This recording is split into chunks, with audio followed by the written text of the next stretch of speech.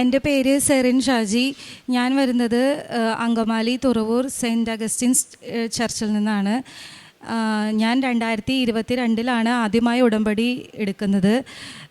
ഞാനിപ്പോൾ 5 പുതുക്കി. എൻ്റെ അൽത്താരയിൽ നിന്നിട്ടുള്ള 2ാമത്തെ സാക്ഷിയാണ്. ആദ്യമായി തന്നെ അമ്മയ്ക്കും തിരുക്കുമാരനും 1000 നന്ദി. ഞാൻ എൻ്റെ ജീവിതത്തിൽ ഒരിക്കലും നടക്കില്ല എന്ന് വിചാരിച്ചൊരു കാര്യമാണ് പരിശുദ്ധ അമ്മയുടെ മധ്യസ്ഥത്തിൽ ഈശോ എനിക്ക് ചെയ്തു തന്നത്. എൻ്റെ ബാച്ചിലേഴ്സ് ഡിഗ്രി ഞാൻ ചെയ്തത് ഫിഷറി സയൻസിലാണ്. അത് 2016 ഞാൻ പാസ് ഔട്ട് ആയത്. അത് കഴിഞ്ഞപ്പോൾ ഏകദേശം 10 വർഷമായി. അപ്പോൾ അത് കഴിഞ്ഞപ്പോൾ മുതൽ ഞാൻ നോക്കുന്നതാണ് പുറത്ത് പോയി ഒരു ഇൻ്റർനാഷണൽ എക്സ്പോഷറിൽ എൻ്റെ മാസ്റ്റേഴ്സ് ഡിഗ്രി ചെയ്യണമെന്ന്. പക്ഷേ എല്ലാവർക്കും ഉണ്ടാകുന്ന ബുദ്ധിമുട്ടുകൾ എന്താണെന്ന് വെച്ച് കഴിഞ്ഞാൽ IELTS എക്സാം ക്ലിയർ ചെയ്യുക, അല്ലെങ്കിൽ ഫൈനാൻഷ്യൽ പ്രോബ്ലംസ് ആയിരിക്കും. പക്ഷേ ദൈവാനുഗ്രഹം കൊണ്ട് എനിക്ക് അതെല്ലാം ദൈവം കറക്റ്റ് സമയത്ത് എൻ്റെ ജീവിതത്തിൽ ഇടപെട്ട് അതെല്ലാം എനിക്ക് ചെയ്തു തന്നു. പക്ഷേ എന്തുകൊണ്ടോ പല പല കാരണങ്ങൾ കൊണ്ട് എനിക്ക് പുറത്ത് പോയി അത് ചെയ്യാൻ പറ്റിയില്ല. അങ്ങനെ ഞാൻ ഇവിടെ എൻ്റെ മാസ്റ്റേഴ്സ് ഡിഗ്രി ചെയ്തു. നല്ല മാർക്കിൽ തന്നെ ഞാൻ പാസ്സായി, എനിക്ക് ജോലിയൊക്കെ ആയി. പക്ഷെ അപ്പോഴും എനിക്ക് പിന്നെ ഇനിയിപ്പോൾ ഒരു മാസ്റ്റേഴ്സ് ഡിഗ്രിയുടെ ആവശ്യമില്ലല്ലോ പുറത്ത് പോയി. അപ്പോൾ ഞാൻ വിചാരിച്ചു PhDക്ക് അപ്ലൈ ചെയ്യാം. അങ്ങനെ PhDക്ക് അപ്ലൈ ചെയ്തുകൊണ്ടിരുന്ന സമയത്തൊക്കെ എനിക്ക് റിജക്ഷനാണ് എപ്പോഴും വരിക. ഞാൻ ലാസ്റ്റ് റൗണ്ട് വരെ എത്തും ഇൻ്റർനാഷണൽ ഇതിൽ. പക്ഷേ എന്നെ അവർ തള്ളിക്കളയും. അവർ പറയുന്ന ഒരു മെയിൻ കാര്യം, എനിക്ക് അവിടുത്തെ ഫിഷിനെ കുറിച്ചൊരു നോളജ് ഇല്ല, നിങ്ങൾക്കൊരു ഹാൻഡ്സ് ഓൺ എക്സ്പീരിയൻസോ അല്ലെങ്കിൽ ഒരു പ്രാക്ടിക്കൽ നോളജോ ഇല്ല. തിയററ്റിക്കൽ നോളജ് ചിലപ്പോൾ നിങ്ങളുടെ നല്ല സൗണ്ടായിരിക്കും, പക്ഷേ ഇതില്ല. അതുകൊണ്ട് നിങ്ങൾ ബെറ്റർ ഒരു കോഴ്സ് ഇവിടെ ചെയ്യൂ എന്നാണ് അവർ എന്നോട് എപ്പോഴും പറയുന്നത്. അപ്പോൾ അതിനോട് എനിക്ക് ഒട്ടും താല്പര്യമില്ലായിരുന്നു. കാരണം ഞാൻ ഓൾറെഡി ഒരു 2 years എൻ്റെ ലൈഫിൽ ഇൻവെസ്റ്റ് ചെയ്ത് നല്ലൊരു മാർക്കിൽ ഞാൻ പാസ്സായി. പക്ഷേ അപ്പോൾ അതുകൊണ്ട് എനിക്കൊരു താല്പര്യമില്ലായിരുന്നു. അങ്ങനെ ഞാൻ എൻ്റെ PhD ഇത് ഡ്രോപ്പ് ചെയ്യാം, ആ ഒരു മോഹമൊക്കെ ഡ്രോപ്പ് ചെയ്യാമെന്ന് വെച്ചാൽ ഞാൻ പിന്നെ എൻ്റെ ജീവിതമായിട്ട് മുന്നോട്ട് പോകുമായിരുന്നു. അപ്പോൾ പിന്നെ ഞാൻ മെറ്റേണിറ്റി ലീവ്, അങ്ങനെ ഒരു 3 വർഷത്തെ ഗ്യാപ്പ് എനിക്ക് വന്നു ജോലി ചെയ്യുന്നതും എൻ്റെ ഒരു അക്കാഡമിക് ലെവലിൽ നിന്ന്. അപ്പോൾ പിന്നെ എനിക്ക് തോന്നി ഇനിയൊരു PhDക്ക് അപ്ലൈ ചെയ്യുമ്പോൾ എനിക്ക് അതിനുള്ളൊരു ശക്തിയില്ല അത് ചെയ്യാനായിട്ട്. കാരണം ഇത്രയും ഗ്യാപ്പ് വന്നു, നോളജ് വൈസ് ഗ്യാപ്പ് വന്നു, ഒരു ആൾക്കാരോട് സംസാരിക്കുന്ന രീതിയിൽ അല്ലെങ്കിൽ ഫിഷിനെ ഹാൻഡിൽ ചെയ്തിട്ടുള്ള ഒരു ഗ്യാപ്പ് വന്നു. അപ്പം ഞാൻ വിചാരിച്ചു എങ്കിൽ ഒരു ചെറിയൊരു കോഴ്സ് ചെയ്യാം, അവർ പറഞ്ഞ പോലെ ഒരു ചെറിയൊരു കോഴ്സ് ചെയ്യാമെന്ന് വിചാരിച്ചു. അങ്ങനെ ഞാൻ ഇവിടെ വന്ന് ഉടമ്പടി എൻ്റെ പുതുക്കി. അപ്പോൾ മാതാവ് എനിക്ക് ഒരു കോഴ്സ് കാണിച്ചു തന്നു. UK സ്കോട്ട്ലൻഡിലെ യൂണിവേഴ്സിറ്റി ഓഫ് സ്റ്റിർലിങ്ങിൽ ഇൻസ്റ്റിറ്റ്യൂട്ട് ഓഫ് അക്വാകൾച്ചർ, അവിടെ ഒരു 1 year കോഴ്സ് കാണിച്ചു തന്നു. ഞാൻ എൻ്റെ PG സ്പെഷ്യലൈസേഷൻ ചെയ്തേക്കുന്നത് ഫിഷിൻ്റെ ഡിസീസസിലാണ്, അക്വാട്ടിക് ആനിമൽ ഹെൽത്ത് മാനേജ്മെൻറ്റ്. അപ്പോൾ അതിനോടനുബന്ധിച്ച് ഒരു കോഴ്സ് ഈ ലോകത്തിൽ ആകെ 2 സ്ഥലത്തേ ഉള്ളൂ. ഒന്ന് ഇപ്പോൾ ഞാൻ പറഞ്ഞ UKയിലും, പിന്നെ സ്കാൻഡിനേവിയൻ കൺട്രീസായിട്ടുള്ള ഡെൻമാർക്കിലും നോർവേയിലും. അതെന്ന് പറഞ്ഞാൽ 2 വർഷത്തെ കോഴ്സാണ്. ഇത് 1 വർഷത്തെ കോഴ്സുള്ളൂ. അപ്പോൾ ഞാൻ ചിന്തിച്ചു 2 വർഷത്തെ ഒരു PG എനിക്ക് ഓൾറെഡി ഉണ്ട്, അപ്പോൾ ഇവിടുത്തെ ഈ ഒരു കോഴ്സ് എടുക്കാമെന്ന് വിചാരിച്ചു. അങ്ങനെ അതുമായിട്ട് ഞാൻ മുന്നോട്ട് പോയി. അങ്ങനെ ഞാനൊരു ഏജൻസീനെ സമീപിച്ചു. അപ്പോൾ ഏജൻസി എന്നോട് പറഞ്ഞു ഒരു 3 year ഗ്യാപ്പ് വന്നിട്ടുണ്ടല്ലോ, അപ്പോൾ മിക്കവാറും കിട്ടില്ല, 50-50 ചാൻസേ ഉള്ളൂ, ജസ്റ്റ് അപ്ലൈ ചെയ്ത് നോക്കാം, കിട്ടുകയാണെങ്കിൽ കിട്ടട്ടെ എന്ന് പറഞ്ഞു. അപ്പോൾ ഞാൻ പറഞ്ഞു മാതാവ് എനിക്ക് കാണിച്ചു തന്നൊരു കോഴ്സാണല്ലോ, അപ്പോൾ എനിക്ക് മാതാവ് അത് തരുമെന്ന് തന്നെ ഉറച്ച് വിശ്വസിച്ച് ഞാൻ അവർക്ക് എൻ്റെ ഡീറ്റെയിൽസും കാര്യങ്ങളൊക്കെ കൊടുക്കുന്നേക്കാളും മുന്നേ എൻ്റെ ലാപ്ടോപ്പിൽ ഞാൻ വിശുദ്ധ തൈലം കൊണ്ട് കുരിശ് വരയ്ക്കുകയും ഉപ്പ് വിതറി വിശ്വാസ പ്രമാണം പ്രാർത്ഥിക്കുകയും ചെയ്തു. അതിൻ്റെ ഫലമായി ഞാൻ ഇന്ന് അവർക്ക് എല്ലാം കൊടുത്തു. പിറ്റേ ദിവസം അവരത് യൂണിവേഴ്സിറ്റിക്ക് ഫോർവേഡ് ചെയ്തു. അതിൻ്റെ പിറ്റേ ദിവസം എനിക്ക് അൺകണ്ടീഷണൽ ഓഫർ ലെറ്റർ മാതാവ് എനിക്ക് തന്നു. അപ്പോൾ ഞാനിത് അവരോട് ഏജൻസിക്കാരോട് പറഞ്ഞപ്പോൾ അവർ പറഞ്ഞു ഒരിക്കലും അൺകണ്ടീഷണൽ ആയിരിക്കില്ല, കണ്ടീഷണൽ ആയിരിക്കും, കാരണം ഇത്രയും ഗ്യാപ്പ് ഉള്ളതുകൊണ്ട് അവർ തരാൻ സാധ്യതയില്ല എന്ന് പറഞ്ഞു. അപ്പോൾ ഞാൻ പറഞ്ഞു ഇല്ല, എനിക്ക് അൺകണ്ടീഷണൽ തന്നെയാണ് വന്നേക്കണേന്ന് പറഞ്ഞു. അപ്പോൾ അവർ പറഞ്ഞു ഇതൊരു വലിയ മിറാക്കിളാണല്ലോ എന്ന് പറഞ്ഞു. അപ്പോൾ എനിക്ക് നല്ല സന്തോഷമായി. അത് കഴിഞ്ഞ് UK പോകുന്ന കുട്ടികൾക്ക് അറിയായിരിക്കും, UK നമുക്കവിടെ പഠിക്കണമെന്നുണ്ടെങ്കിൽ അവിടെ ഒരു CAS ലെറ്റർ എന്ന് പറഞ്ഞൊരു സംഭവം നമുക്ക് കിട്ടണം. അതിന് ഒരു ഇൻ്റർവ്യൂ പാസ്സാവണം, പ്രീ CAS ഇൻ്റർവ്യൂ. അപ്പോൾ ഒരു 3 വർഷമായിട്ട് ഞാൻ അങ്ങനെ ഒന്നും ചെയ്യുന്നില്ല, ഒരു ഇംഗ്ലീഷിൽ സംസാരിക്കുന്നില്ല, ഒരു അക്കാഡമിക് ലെവലിൽ നിന്നെല്ലാം പൂർണ്ണമായും വിട്ടു നിൽക്കുന്ന ഒരു സമയമാണ്. അപ്പോൾ എനിക്ക് ഭയങ്കര പേടിയായിരുന്നു. പിന്നെ ഇതൊരു AI ജനറേറ്റഡ് ഇൻ്റർവ്യൂ കൂടിയാണ്. അപ്പോൾ നമ്മുടെ കണ്ണ് നമ്മുടെ ലാപ്ടോപ്പിൻ്റെ ക്യാമറയിൽ നിന്നൊന്ന് അങ്ങോട്ടും ഇങ്ങോട്ടോ മാറിയാൽ പോലും അവർ ചിലപ്പോൾ റിജക്ഷൻ നമുക്ക് തരും. അങ്ങനെ ഞാൻ വളരെ പേടിച്ചൊക്കെയാണ് ആ ഇൻ്റർവ്യൂ ചെയ്തത്. ഞാനപ്പോൾ മാതാവിനോട് ഇങ്ങനെ പ്രാർത്ഥിച്ചായിരുന്നു, മാതാവേ എന്താ എനിക്ക് എൻ്റെ കുറവുകൾ ഇങ്ങനെയൊക്കെ ഉണ്ട്, അപ്പോൾ എൻ്റെ കൂടെ നിൽക്കണേ എന്ന് ഞാൻ പ്രാർത്ഥിച്ചു. പിന്നെ മോശ ഒരു വിക്കനായിരുന്നു, മോശ വിക്കനായിരുന്നിട്ട് കൂടി മോശേനെയാണ് ദൈവം തിരഞ്ഞെടുത്തത് ഇസ്രായേൽ ജനത്തെ തിരികെ കൊണ്ടുവരാൻ. അതുപോലെ എന്നെ ശക്തിപ്പെടുത്തണമേ എന്ന് പറഞ്ഞ് ഞാൻ പ്രാർത്ഥിക്കുമായിരുന്നു. നീ പുറപ്പെടുക, സംസാരിക്കാൻ ഞാൻ നിന്നെ സഹായിക്കുമെന്ന വചനം ഏറ്റു പറഞ്ഞുകൊണ്ടാണ് ഞാൻ ആ ഇൻ്റർവ്യൂ ചെയ്തത്. പക്ഷെ അങ്ങനെയൊക്കെ ആണെങ്കിൽ ഞാൻ എൻ്റെ ഉള്ളിൽ ഇങ്ങനെ പ്രാർത്ഥിച്ചായിരുന്നു. അപ്പം ഞാൻ ഉടമ്പടി പുതുക്കിയിട്ടില്ലായിരുന്നു. ഞാൻ ജൂലൈ 11 പിന്നീട് ഉടമ്പടി 5ാമത് പുതുക്കുന്നത്. അപ്പോൾ ഇത് ചെയ്തുകൊണ്ടിരിക്കുന്ന സമയത്തൊക്കെ ഉടമ്പടിയിൽ ജീവിക്കുന്ന ആളാണ്, പക്ഷേ പുതുക്കിയിട്ടില്ല ഇവിടെ വന്നിട്ട്. അപ്പോൾ ഞാൻ മാതാവിനോട് പറഞ്ഞു, എങ്ങാനും ഈ ഇൻ്റർവ്യൂ ഞാൻ പാസ്സായി കഴിഞ്ഞാൽ ഞാൻ വിചാരിക്കില്ലേ, ഞാൻ ഒരു മനുഷ്യനാണല്ലോ, എനിക്കും ഒരു ചിലപ്പോൾ ഇങ്ങനെ വിചാരിക്കാമല്ലോ, not by merit but by grace അല്ല, ഇത് എൻ്റെ മെറിറ്റ് കൊണ്ട് കിട്ടിയതാണ് എന്ന് ഞാൻ എങ്ങാനും വിചാരിച്ചോളൂ, അപ്പോൾ ബെറ്റർ നീ വേണമെങ്കിൽ എന്നെ ഒന്ന് തോൽപ്പിച്ചോ, അങ്ങനെ വരെ ഞാൻ മാതാവിനോട് പറഞ്ഞാണ് പ്രാർത്ഥിച്ചത്. ഈവൻ ഈ വചനമൊക്കെ ചൊല്ലി പ്രാർത്ഥിക്കുന്നുണ്ടെങ്കിലും. അങ്ങനെ ഇൻ്റർവ്യൂവിൻ്റെ റിസൾട്ട് വന്നു. എനിക്ക് ഭയങ്കര വെപ്രാളമായിരുന്നു ആ ഇൻ്റർവ്യൂ ചെയ്യുമ്പോൾ. അവർ പറഞ്ഞു അൺസാറ്റിസ്ഫാക്ടറി ആണ്, അവർക്ക് ഒന്നും കൂടി ഇൻ്റർവ്യൂ എടുക്കാൻ പറഞ്ഞു. അപ്പോൾ ഒരു സാധാരണ മനുഷ്യൻ ചിന്തിക്കുമ്പോൾ അവർക്ക് നിരാശയാണ് വരേണ്ടത്, പക്ഷേ എനിക്ക് നല്ല സന്തോഷമേ. അപ്പോൾ ഞാൻ മാതാവിനോട് പറഞ്ഞു, എന്തായാലും ഞാൻ ഇനി ഉടമ്പടി പുതുക്കിയിട്ടേ ഇനി ഞാൻ അടുത്ത ഇൻ്റർവ്യൂ എടുക്കുന്നുള്ളൂ. അങ്ങനെ ഞാൻ ഇവിടെ വന്ന് ഉടമ്പടി പുതുക്കി. അപ്പോൾ എന്നിട്ട് ഞാൻ 2ാമത് ഇൻ്റർവ്യൂ എടുക്കുകയാണ്. അപ്പോൾ അതെൻ്റെ ലാസ്റ്റ് ചാൻസാണ്. ആ ഇൻ്റർവ്യൂവിലും കൂടി ഞാൻ പാസ്സായിട്ടില്ലെങ്കിൽ ഈ വർഷം എനിക്ക് പോകാൻ പറ്റില്ല. പിന്നെ അടുത്ത ഇൻടേക്കിൽ ഞാൻ പിന്നെയും ഈ പ്രോസസ്സെല്ലാം റിപ്പീറ്റ് ചെയ്യണം. അപ്പോൾ സമയ ചുരുക്കത്തിൻ്റെ അമ്മയോട് ഞാൻ പറഞ്ഞു, ഞാൻ ഉടമ്പടി എടുത്തു, ഉടമ്പടിയിൽ ഇപ്പോൾ ഒന്നും കൂടി തീവ്രമായി ഞാൻ ചെയ്യുന്ന ഒരാളാണ്, അപ്പോൾ എൻ്റെ കൂടെ നിൽക്കണേ അമ്മയെന്ന് പറഞ്ഞ് ഞാൻ മുന്നേ ചൊല്ലിയ വചനം എല്ലാം ചൊല്ലി ഞാൻ പ്രാർത്ഥിക്കുകയാണ്. അങ്ങനെ ഞാൻ ഇൻ്റർവ്യൂ കംപ്ലീറ്റ് ചെയ്തു. ഫസ്റ്റ് ഇൻ്റർവ്യൂവിനെ വെച്ച് നോക്കുമ്പോൾ സെക്കൻഡ് ഇൻ്റർവ്യൂ ഭയങ്കര ടഫായിരുന്നു. ഞാൻ വിചാരിച്ചു ഇതും പോയോ എന്നൊരു ചെറിയൊരു സംശയം വന്നു. എന്നാലും മാതാവിലുള്ള ഉറച്ച വിശ്വാസത്തിൽ ഞാൻ പ്രാർത്ഥന തുടർന്നു, എല്ലാ കാര്യങ്ങളും തുടർന്നു. ജൂലൈ 15 ഞാൻ ഇൻ്റർവ്യൂ എടുത്തു, 2ാമത്തെ. ജൂലൈ 16 എനിക്ക് കാസ് ലെറ്റർ അവർ യൂണിവേഴ്സിറ്റിയിൽ നിന്ന് തന്നു. അങ്ങനെ എനിക്കിനി എൻ്റെ ഫർദർ വിസയായിട്ട് മുന്നോട്ട് പോകാമെന്ന് പറഞ്ഞു. അപ്പോൾ യൂണിവേഴ്സിറ്റിയുടെ കാസ് ലെറ്റർ വന്നപ്പോൾ എനിക്ക് ഒത്തിരി സന്തോഷമായി. കാരണം ഒരിക്കലും നടക്കില്ല എന്ന് വിചാരിച്ചൊരു കാര്യമാണ്. അതെങ്കിൽ വിസയ്ക്ക് വെക്കാൻ വേണ്ടി പോയപ്പോൾ പിന്നെയും ഏജൻസി പറഞ്ഞു, ഈ ഗ്യാപ്പ് ഉള്ളതുകൊണ്ട് യൂണിവേഴ്സിറ്റിക്ക് പ്രശ്നമില്ലായിരിക്കും ഗ്യാപ്പ്, പക്ഷേ UK വിസ ഇമിഗ്രേഷൻ അവിടുത്തെ ഓഫീസ് ചിലപ്പോൾ തരില്ല, അതുകൊണ്ടൊരു മെറ്റേണിറ്റിയുടെ ഒരു മെഡിക്കൽ സർട്ടിഫിക്കറ്റ് കൊണ്ടുവരണമെന്ന് പറഞ്ഞു. ഞാൻ അതൊക്കെ കൊടുത്തു. അങ്ങനെ ഞാൻ വിസയുടെ ആപ്ലിക്കേഷൻ കൊടുക്കാൻ പോയി. എറണാകുളത്തായിരുന്നു എനിക്ക്. അവിടെ ഞാൻ ഉപ്പിട്ട് വിശ്വാസ പ്രമാണം ചൊല്ലി പ്രാർത്ഥിച്ചു. അതിൻ്റെ ഫലമായി 4-ാം തീയതി വിസയ്ക്ക് വെച്ചു. 9-ാം തീയതി എനിക്ക് വിസ അടിച്ചു വന്നു, UK സ്റ്റുഡൻറ്റ് വിസ അടിച്ചു വന്നു എനിക്ക്. അതിന് ഒരുപാട് നന്ദി അമ്മയ്ക്കും തിരുക്കുമാരനും. ഒരിക്കലും നടക്കില്ല എന്ന് വിചാരിച്ച് ഞാൻ എൻ്റെ മോഹങ്ങളെ ഉപേക്ഷിച്ചതായിരുന്നു. പക്ഷേ അമ്മ ഉടമ്പടിയിലൂടെ എനിക്കതെല്ലാം ചെയ്തു തന്നു.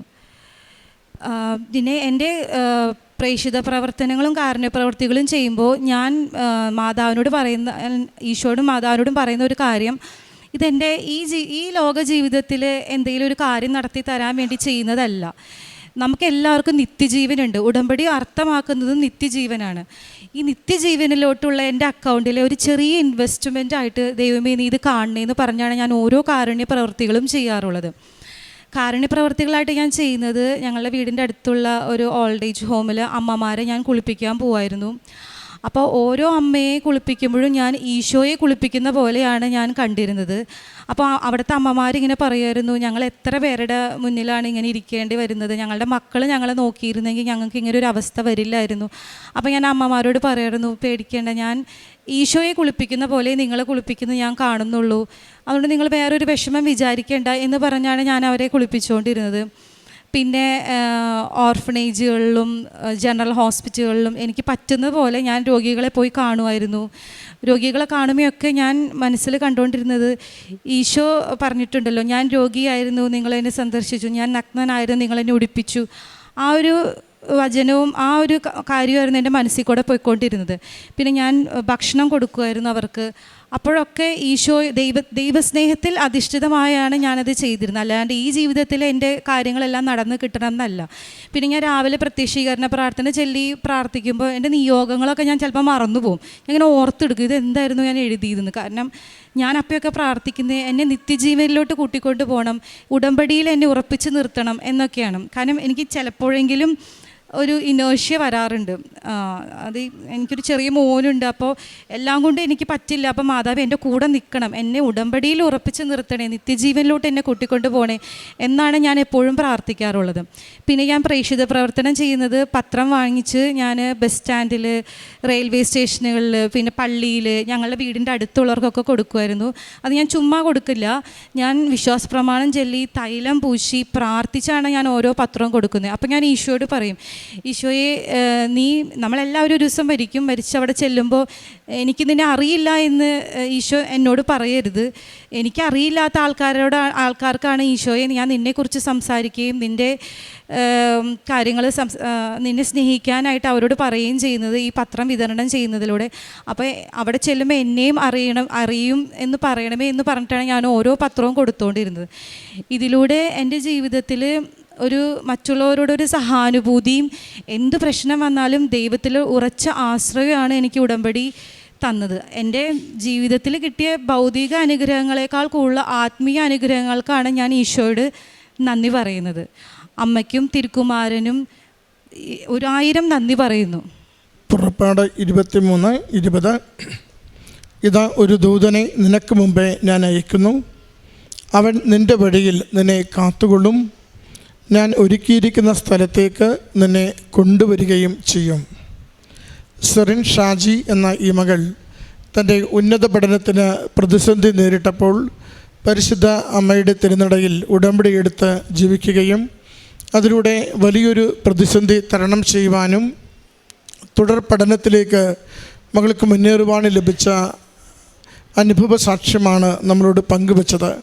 എന്നാൽ മകൾ പറയുന്നുണ്ട്, എനിക്ക് ഉടമ്പടിയോടെ ലഭിച്ച ഒരു അനുഗ്രഹം, നിയോഗം സാധിച്ചു എന്നതിനേക്കാൾ ഉടമ്പടി ജീവിതം എന്നെ അല്പം കൂടി ഗുണമേന്മയുള്ള ഒരു വിശ്വാസിയാക്കി, അല്പം കൂടി ദൈവത്തെ സ്നേഹിക്കുവാൻ സമയമുള്ള വ്യക്തിയാക്കി, അല്പം കൂടി മറ്റുള്ളവർക്ക് വേണ്ടി നന്മ ചെയ്യുവാൻ എന്നെ പ്രാപ്തിയുള്ളൊരു വ്യക്തിയാക്കി, അതുപോലെ തന്നെ ഈശോയെ അറിയാത്തവർക്ക് ഈശോയെ അറിയിച്ചു കൊടുത്തുകൊണ്ട് ഞാൻ വചനത്തിൽ വായിക്കുന്നത് പോലെ ഞാൻ നിന്നെ അറിയില്ല എന്ന് ഈശോ എന്നോട് പറയാതിരിക്കുവാൻ പറ്റും വിധം ഞാൻ സ്വർഗത്ത് ചെല്ലുമ്പോൾ എന്നെ അറിയാം എന്ന് ഈശോ എന്നോട് പറയേണ്ട വിധത്തിൽ ഞാൻ എൻ്റെ പ്രേക്ഷിത പ്രവൃത്തികൾ സന്തോഷത്തോടെ കൊണ്ടുപോകുന്നുവെന്നാണ്. നമുക്കറിയാം ഇന്ന് സെപ്റ്റംബർ 7-ാം തീയതിയാണ്. 2 വിശുദ്ധർ വിശുദ്ധരായി പ്രഖ്യാപിക്കപ്പെടുന്ന ദിവസമാണിത്. വളരെ പ്രത്യേകതയുള്ളൊരു കാര്യമാണിത്. കാർലോ അക്വിറ്റസ് എന്ന് പറയുന്ന 15-കാരനും ഫ്രിറ്റസ് എന്ന് പറയുന്ന 24-കാരനും സഭയിൽ 2 കൗമാരത്തിലും യൗവനത്തിലുമുള്ളവർ വിശുദ്ധരാകുന്നു. പ്രത്യേകത എന്താ?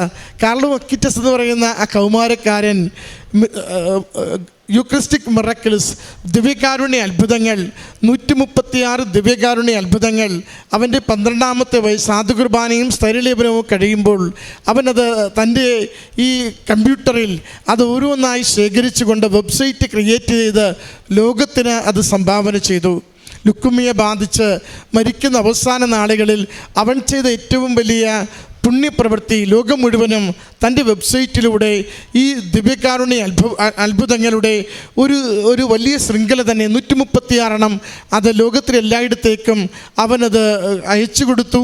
അതെല്ലാവരും വലിയ രീതിയിൽ സ്വീകരിക്കുകയും അവൻ്റെ ദിവ്യകാരുണ്യത്തോടുള്ള നിഷ്കളങ്കമായ സ്നേഹം അത് പ്രചരിപ്പിക്കുവാനുള്ള അവൻ്റെ അദമ്യമായ ആഗ്രഹം, അതിനെയാണ് ഇന്ന് സഭ ആദരിച്ചുകൊണ്ട് കൗമാരക്കാരുടെ വിശുദ്ധനായി, സൈബർ ലോകത്തിൻ്റെ വിശുദ്ധനായി, ഇൻ്റർനെറ്റ് ഉപയോഗിക്കുന്ന വിശുദ്ധനായി, അത് മൊബൈൽ ഫോൺ ഉപയോഗിച്ചിരുന്ന വിശുദ്ധനായി ഇന്നത്തെ കുട്ടികൾക്ക് വേണ്ടി കൊടുക്കുന്നത്. 2ാമത്തെ ആളോ അത് ഫ്രീറ്റസ് എന്ന് പറയുന്ന വിശുദ്ധൻ.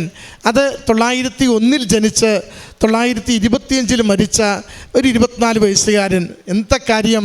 ഒന്നേ പറയും, മകൾ പറഞ്ഞപ്പോൾ അതാണ് മനസ്സിലേക്ക് എനിക്ക് ഓടി വന്നത്. കാരണം ആ വലിയ പ്രഭു കുടുംബത്തിൽ, സമ്പന്ന കുടുംബത്തിൽ ജനിച്ചവൻ വിജയം കിട്ടിയപ്പോൾ മാതാപിതാക്കൾ, അപ്പൻ പറഞ്ഞു, ഞാൻ നിനക്കൊരു കാറും നിനക്ക് ഞാൻ കുറേയധികം പണവും തരികയാണ്, നിൻ്റെ സന്തോഷത്തോടു കൂടി നീ ഇത് ചിലവഴിക്കുക.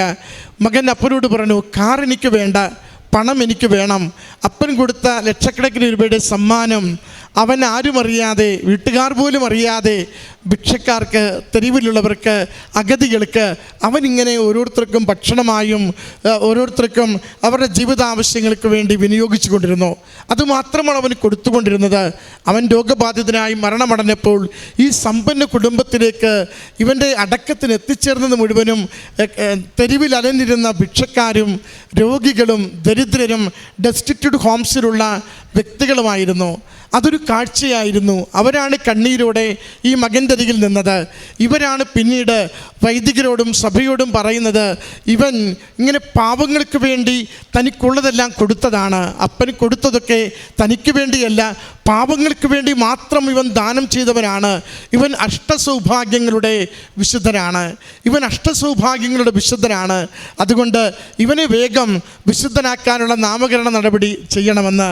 അതിൻ്റെ ഒരു പൂർണ്ണതയാണ് ഇന്ന് ഈ മകനെ വിശുദ്ധനാക്കുന്നത്. പ്രിയമുള്ളവരെ, ഈ 2 കൗമാരക്കാരെ 15ഉം 24ഉം വയസ്സുള്ളവരെ വിശുദ്ധരാക്കുന്നതിലൂടെ സഭ കൊടുക്കുന്ന അർത്ഥമുണ്ട്. ഒന്ന്, ദിവ്യകാരുണ്യത്തെ ഹൃദയത്തിൽ സ്വീകരിക്കുന്നവർ ദിവ്യകാരുണ്യത്തിൻ്റെ പ്രേക്ഷിതരായി ലോകത്തിൽ ഈശോയെ കൈമാറുന്നവരാകും. 2, ജീവിതത്തിലേക്ക് എന്ത് കയ്യിൽ കിട്ടുമ്പോഴും മറ്റുള്ളവർക്ക് വേണ്ടി കൊടുക്കുന്നത് ദൈവത്തിൻ്റെ കണ്ണുകളിൽ അതൊരിക്കലും മറഞ്ഞിരിക്കില്ല. അത് സ്വർഗത്തിലെ അക്കൗണ്ടിലേക്ക് ചേർക്കപ്പെടും. അതുകൊണ്ട് ഈ മകൾ ഈ സാക്ഷ്യം പങ്കുവയ്ക്കുമ്പോൾ അതിനോട് ചേർത്ത് ഈ ദിനത്തിൽ ഈ വിശുദ്ധരെ നമ്മുടെ ഹൃദയത്തിലേക്ക് കൊണ്ടുവന്ന് നമുക്ക് അമ്മ മാതാവിനോട് പറയണം, എനിക്ക് ആരോഗ്യം തന്നിട്ടുണ്ട്, ആയുസ് നൽകിയിട്ടുണ്ട്, സമ്പത്ത് നൽകിയിട്ടുണ്ട്, സാഹചര്യങ്ങൾ നൽകിയിട്ടുണ്ട്. അത് നന്നായി മറ്റുള്ളവർക്ക് വേണ്ടി നിന്നെ ഓർത്തുകൊണ്ട് നൽകുവാനുള്ള കൃപ കൂടി നീ എനിക്ക് തരണമേ. അത് കാരുണ്യപ്രവൃത്തി എന്തെങ്കിലും ചെയ്യുന്നതിലല്ല, ദൈവസ്നേഹത്തോടു കൂടി ആ കണ്ണീരുള്ളവരുടെ കണ്ണീരൊപ്പും വിധം ജീവിതം കൊടുക്കുവാൻ നമ്മളെ ശക്തരാക്കണം. അതാണ് ഉടമ്പടിയിൽ നമ്മളോട് ആവശ്യപ്പെടുന്ന കാരുണ്യപ്രവൃത്തി. ഒരു പൊതിച്ചോറ് കൊണ്ട് കാരുണ്യപ്രവൃത്തി ഒതുക്കരുത്. ആർക്കെങ്കിലും എന്തെങ്കിലും എപ്പോഴെങ്കിലും കൊടുത്തുവെന്ന് പറഞ്ഞ് കാരുണ്യപ്രവൃത്തിയെ നിങ്ങൾ ചുരുക്കുകയും ചെയ്യരുത്. ഉള്ളു പൊള്ളിക്കൊണ്ട് ജീവിതത്തിൽ നിന്ന് അടർന്ന് മാറുന്നതുപോലെ ജീവിതത്തിൻ്റെ ഭാഗമായിട്ടുള്ളത് സന്തോഷത്തോടെ കൊടുക്കുവാനുള്ള മനസ്സിന് വേണ്ടി പ്രാർത്ഥിക്കണം. അങ്ങനെ നമ്മൾ ദൈവത്തെ പ്രസാദിപ്പിച്ചുകൊണ്ട് ഈ ലോകത്തിൽ ജീവിച്ചാൽ നാം പോലും അറിയാത്ത നിക്ഷേപങ്ങൾ നമുക്ക് വേണ്ടി സ്വർഗത്തിൽ നന്നായി കുന്നുകൂടിക്കൊണ്ടിരിക്കും. അതുകൊണ്ട് ഈ ദിവസം നാം ധ്യാനിക്കുമ്പോൾ നമ്മുടെ കാരുണ്യപ്രവൃത്തി മേഖലകളെ കൂടുതൽ ശാക്തീകരിക്കുവാൻ വേണ്ടി പ്രാർത്ഥിക്കാം. ഈശോയെ അറിയാത്തവർക്ക് ഈശോയെ കൊടുക്കുവാനുള്ള എല്ലാ മേഖലകളിലേക്കും നമ്മുടെ കണ്ണെത്തുവാൻ, കരമെത്തുവാൻ, ഹൃദയമെത്തുവാൻ നമുക്ക് പ്രാർത്ഥിക്കാം. നമ്മുടെ കയ്യിലുള്ള എല്ലാ ഗാഡ്ജറ്റ്സും അത് ദൈവരാജ്യത്തിൻ്റെ പ്രഘോഷണത്തിന് വേണ്ടി ഉപകാരപ്പെടുമെന്ന് ഈ മക്കൾ, ഈ വിശുദ്ധർ നമ്മളോട് പങ്കുവയ്ക്കുന്നു. ഈ മകൾക്ക് ലഭിച്ച ഈ ദൈവാനുഭവങ്ങളെയും ബോധ്യങ്ങളെയും അമ്മ മാതാവിനും തിരുക്കുമാരനും സമർപ്പിച്ചുകൊണ്ട് നല്ല കാരുണ്യ പ്രവൃത്തികളുടെ, നല്ല സുവിശേഷ പ്രഘോഷണത്തിൻ്റെ വ്യക്തികളായി നമ്മുടെ ജീവിതങ്ങൾ മാറ്റുന്നതിന് വേണ്ടി പ്രാർത്ഥിക്കാം. കരങ്ങളടിച്ച് ഈ സാക്ഷ്യം നമുക്ക് സമർപ്പിക്കാം. അത്യപൂർവ ദൈവാനുഭവങ്ങൾ ഇനി നിങ്ങൾക്കും സ്വന്തം. ഈ യൂട്യൂബ് ചാനൽ ഇതുവരെ സബ്സ്ക്രൈബ് ചെയ്തിട്ടില്ലെങ്കിൽ ഇപ്പോൾ തന്നെ സബ്സ്ക്രൈബ് ചെയ്യുക. ഈ വീഡിയോ ഇപ്പോൾ തന്നെ നിങ്ങളുടെ സുഹൃത്തുക്കൾക്ക് ഷെയർ ചെയ്തുകൊണ്ട് കർത്താവിൻ്റെ പ്രേക്ഷിതരാകുക.